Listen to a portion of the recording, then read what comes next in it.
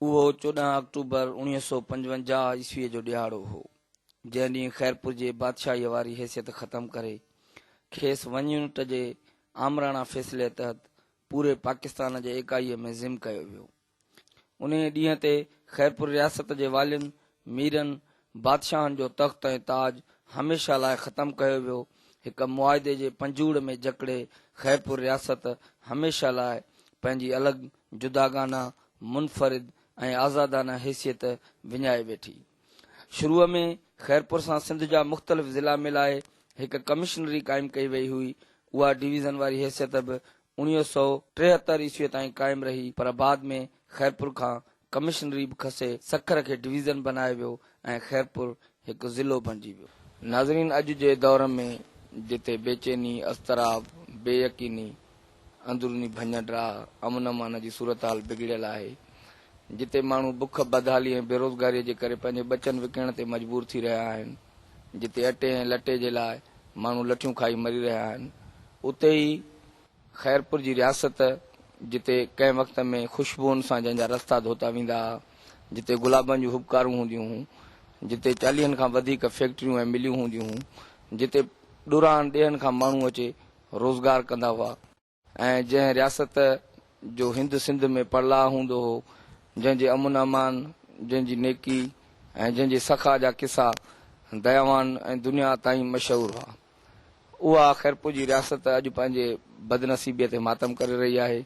असां वेठा आहियूं खैरपुर रियासत जे हुक्मरान मीर अली मुराद खान टालपुर जे फर्ज़ंद प्रिंस मीर महदी रज़ा टालपुर सां, जंहिंसां ॻाल्हियूं कंदासीं। हा मीर साहब, इहो ॿुधाइजो त खैरपुर जी जेका रियासत हुई, जंहिं 1955 में जॾहिं हीअ पाकिस्तान सां मुआहदे तहत गॾु थी, उन वक़्तु हिन जूं केतिरी हदूं हुयूं?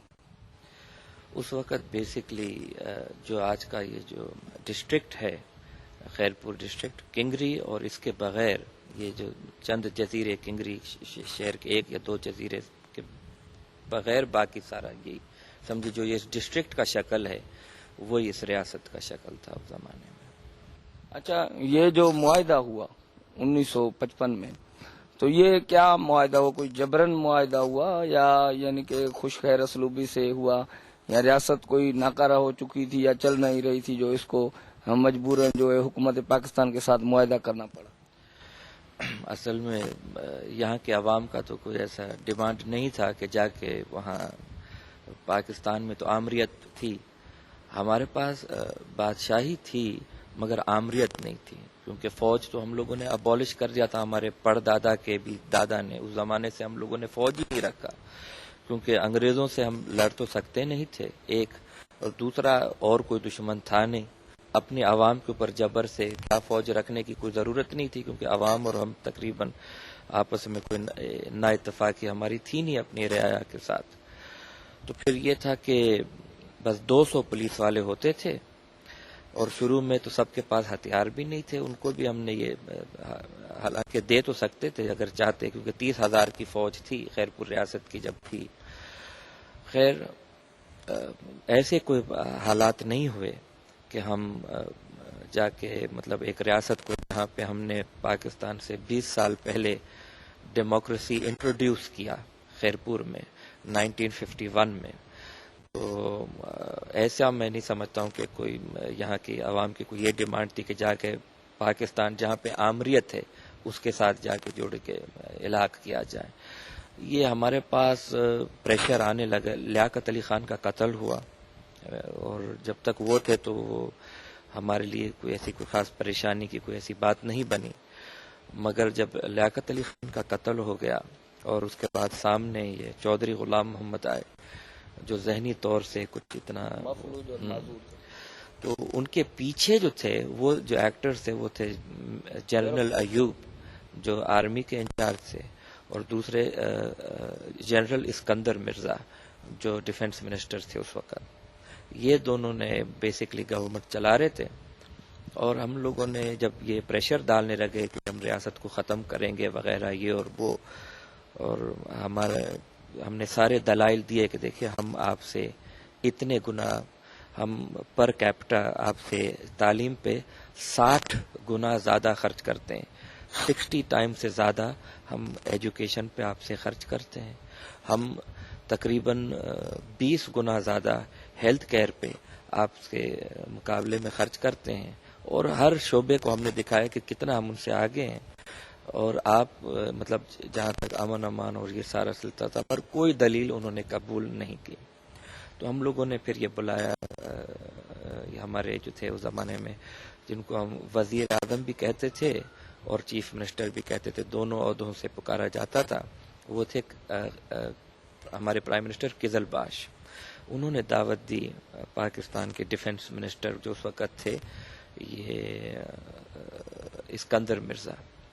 جنرل صاحب آئے اور ان کو شکار پہ لے گئے, اور اسی کے دوران ان کے ساتھ باتیں بھی ہوئیں.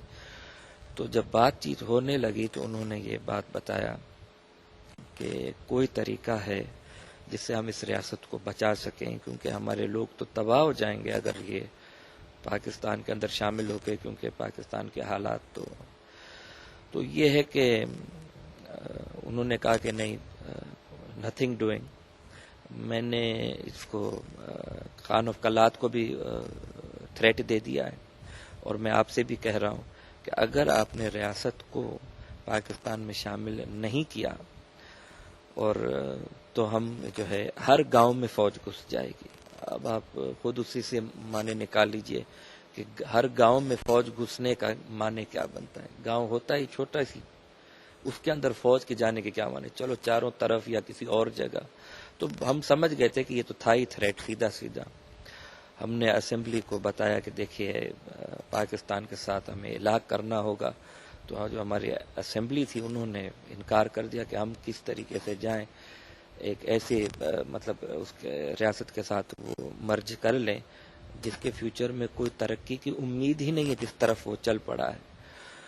تو انہوں نے یہ بات نہیں سمجھ رہے تھے. پھر ہمارے والد نے ان سے اسمبلی میں کہا کہ دیکھیے تم اپنے بچوں کا سوچو, تم اپنے عورتوں کا سوچو, رسوا ہو جاؤ گے, اور اب مجبوری ہے, ہمیں یہ کرنا پڑے گا. پھر ہم لوگوں نے کیا کیا کہ میرے والد نے یہ جو ہے مرجر ایکسیشن سائن کر لیا, مجبوری تھی. لوگوں نے کہا, اپنے جو تھے جو سندھی حضرات تھے اور جو باہر کے سیٹلر تھے, یہاں تک کہ پنجابی بھی جو یہاں آ کے بیٹھے تھے تازہ ترین, یہاں پہ روزگار حاصل کر رہے تھے, وہ بھی کہہ رہے تھے کہ ہم لڑیں گے, آپ یہ نہ کریں. اور ان کو سمجھایا کہ دیکھو ایک آدمی 10 یا 20 کا بھی مقابلہ کر لے تو غنیمت ہے, 100 کا مقابلہ نہیں کر سکتا. تو خیر یہ آپشن بھی تھا کہ میرے والد ملک سے باہر جا کے کہیں بیٹھ جائیں, اور پیچھے جو ہے یہ جو ہے لوگ مقابلہ کریں, کوئی اگریمنٹ سائن کر کے نہ دیں. اقوام متحدہ میں جیسے آج خان آف کلات نے ایشو کو ریز کیا ہے, اس کو ریز کریں. مگر اس کو ہم لوگوں نے ترک کیا, اور سارے جتنے رولر سے ان سب کے ساتھ بات کی کہ یہ جو ہے بہاولپور اور کہ بھائی یہ کیا کیا جائے. تو ہم لوگوں کا اصل میں رشتہ عوام کے ساتھ ایسا تھا کہ ہم چھوڑ کے جا کے سوئٹزرلینڈ بیٹھ جائیں, دوسرے ریلیٹیو وہاں بیٹھ جائیں, اور پیچھے عوام رسوا ہو جائے, یہ کوئی ہمارے مطلب کی بات نہیں تھی, اور کسی رولر نے یہ نہیں چنا. ابھی بھی کلات نے یا جو اصل میں بلوچستان کے خان نے اگر یہ رستہ اختیار کیا کورٹ میں جانے کا, انٹرنیشنل کورٹ میں, وہ بھی اس لیے کیونکہ یہ تو پہلے ہی عوام کو گولیاں مارنا شروع کر دیا. اگر یہ ایسا نہ کریں, ظلم نہ کرتے بلوچ پہ, تو وہ میرے خیال سے خاموش ہی رہتے. مگر یہ تو باز ہی نہیں آ رہے ہیں, اب کیا کیا جائے. اچھا, ابھی آپ نے بھی سوچا ہے کہ جو ہے کسی بین الاقوامی کورٹ میں جایا جائے؟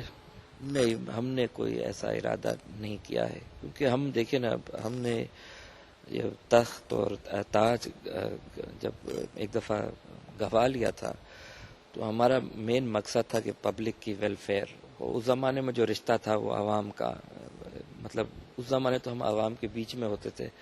اب مطلب جب سے پاکستان بنا اور پھر یہ ہمارے وسائل ختم ہو گئے, تو ایک شرمندگی کی وجہ سے کہ ہم یہ لوگ مصیبت میں ہیں, تکلیف میں ہیں, ہم چند گنتی کے لوگوں کے علاوہ ہم لوگوں کے کام نہیں آ سکتے, ہمارے پاس اب وسائل نہیں رہے.